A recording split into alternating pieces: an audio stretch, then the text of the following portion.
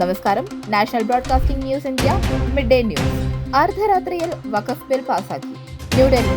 മുസ്ലിം സംഘടനകളുടെയും പ്രതിപക്ഷത്തിന്റെയും എതിർപ്പിനെ മറികടന്ന് ഇന്നലെ അർദ്ധരാത്രി വഖഫ് ബിൽ പാസാക്കി. ലോക്സഭയിലെ 288 അംഗങ്ങളുടെ ശബ്ദ വോട്ടിന്റെ പിന്തുണയോടെയാണ് വഖഫ് ബിൽ പാസാക്കിയത്. ഈ ബില്ലിനെ സുപ്രീം കോടതിയിൽ നിയമപരമായി നേരിടുമെന്ന് മുസ്ലിം സംഘടനകൾ വ്യക്തമാക്കി. തസ്ലീമയുമായി ഇടപാട് നടത്തിയ നടന്മാർക്ക് ഹാജരാകാൻ നോട്ടീസ്. ആലപ്പുഴ.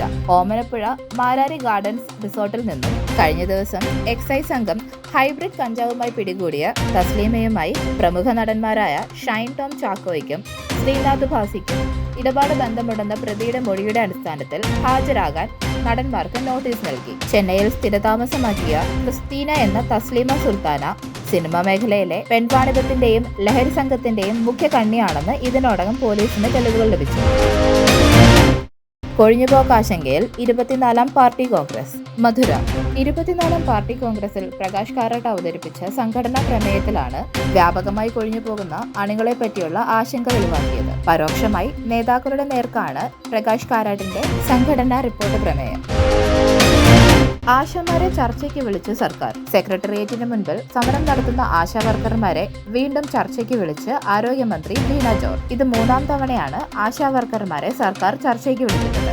INTUC, CITU പ്രതിനിധികളും ആശാവർക്കൊപ്പം ചർച്ചയിലുണ്ടാകും. ട്രംപിന്റെ തീരുവ. സ്വർണ്ണവില കുതിച്ചുയരുന്നു. കൊച്ചി. സ്വർണ്ണവില ഇന്നും വൻതോതിൽ കുതിച്ചുയർന്നു. പവന് 680 രൂപയുടെ വർധനവാണ് ഉണ്ടായത്. 68,080 രൂപയാണ് വർദ്ധിച്ച വില. കഴിഞ്ഞ ദിവസവും സ്വർണ്ണവിലയിൽ വർധനവുണ്ടായിരുന്നു. ഗ്രാമിന് 85 രൂപ വർദ്ധിച്ച് 8,510 രൂപയാണ് വില വർധനയുണ്ടായത്. അന്താരാഷ്ട്ര വിപണിയിലും സ്വർണ്ണവില റെക്കോർഡിലാണ്. ഗായകൻ MG ശ്രീകുമാറിന് 25,000 രൂപ പിഴ. കൊച്ചി. കഴിഞ്ഞ ദിവസം വിനോദസഞ്ചാരികൾ മുളവുകാട് കായലിലൂടെ സഞ്ചരിക്കുമ്പോൾ കായലോരത്തെ വീട്ടിൽ നിന്നും മാലിന്യപ്പൊതി കായലിലേക്ക് എറിയുന്നത് മൊബൈലിൽ പകർത്തിയിരുന്നു. ഈ ദൃശ്യം സോഷ്യൽ മീഡിയയിൽ വൈറലായതോടെയാണ് അധികൃതർ ഇതിനെതിരെ നടപടിയെടുത്തത്. അന്വേഷണത്തിൽ ഗായകൻ MG ശ്രീകുമാറിന്റെ വീടാണിതെന്ന് മനസ്സിലാക്കുകയും ചെയ്തു. തുടർന്നാണ് പിഴ ചുമത്തിയത്. ആരാണ് മാലിന്യം വലിച്ചെറിയുന്നതെന്ന് വീഡിയോയിൽ വ്യക്തമല്ലെങ്കിലും MG ശ്രീകുമാർ പഞ്ചായത്തിൽ 25,000 രൂപ പിഴയടച്ചു. ഷെറിന് ശിക്ഷയിൽ ഇളവില്ല. ചെങ്ങന്നൂർ ഭാസ്കരൻ കാരണവർ വധക്കേസിലെ പ്രതി ഷെറിന് ശിക്ഷയിൽ ഇളവില്ല. ഇളവ് നൽകുന്ന ഉത്തരവ് സർക്കാർ തന്നെ മരവിപ്പിച്ചു. നല്ല നടപ്പിനുള്ള ഗവർണറുടെ ശിക്ഷാ ഇളവ് നിലനിൽക്കെയാണ് ഷെറിൻ സഹതടവുകാരിയെ മർദ്ദിച്ചത്. ഈ FIR നിലനിൽക്കുന്നതുകൊണ്ടും പ്രതിപക്ഷത്തിന്റെ കടുത്ത എതിർപ്പുള്ളതുകൊണ്ടും മന്ത്രിസഭ അംഗീകരിച്ച ശിക്ഷാ ഇളവ് ഗവർണറെ അറിയിക്കാതെ സർക്കാർ തന്നെ മരവിപ്പിച്ചത്. സൗഹൃദത്തിന്റെ പേര് പറഞ്ഞ് ഇന്ത്യയെ പിന്നിൽ നിന്ന് കുത്തി ഡൊണാൾഡ് ട്രംപ്.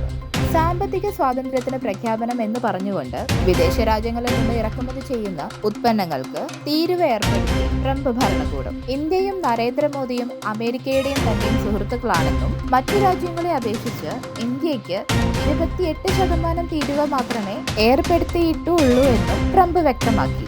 അമേരിക്കയെ കൂടുതൽ സമ്പന്നമായ രാജ്യമാക്കുക എന്ന ലക്ഷ്യത്തിന്റെ ഭാഗമായാണ് പുതിയ സാമ്പത്തിക നയമെന്നും ട്രംപ് വ്യക്തമാക്കി.